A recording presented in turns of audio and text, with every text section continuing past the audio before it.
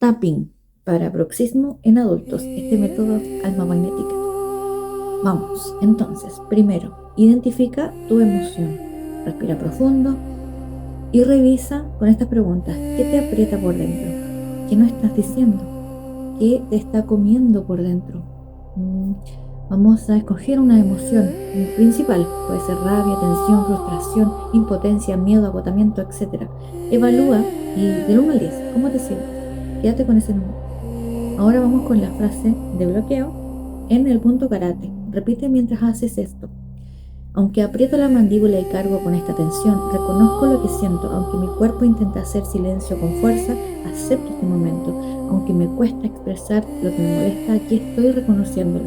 Hazlo hasta que sientas que la emoción se abre. Vamos ahora un poco con el bloqueo. Ve tocando cada punto con calma y repite, ¿ok? Acá. Esta tensión acumulada, este enojo que no dije, esta fuerza que guardé,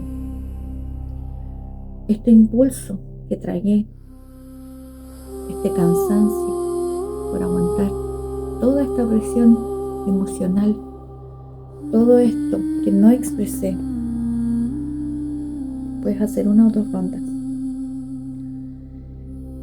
Cambiamos acá. En la coronilla, elijo suavizar esta tensión. Permito que la rabia se mueva sin hacer daño. Me abro a soltar lo que mi mandíbula ha cargado por años. Volvemos acá. Me permito de una nueva forma liberar. Puedo aflojar. Mi cuerpo está aprendiendo algo distinto. Suelto un poco más. Amo esta liberación suave. Mi mandíbula ya no tiene que pelear. Estoy más liviana, más liviana. Elijo el descanso, elijo la paz. Ahora una frase de integración que me encanta es en la coronilla. Vamos a hacerlo 3 veces, que es Ho'oponopono. Lo siento, perdón, te amo, gracias. Lo siento, perdón, te amo, gracias. Lo siento, perdón, te amo, gracias. Respira profundo y evalúa nuevamente del 1 al 10.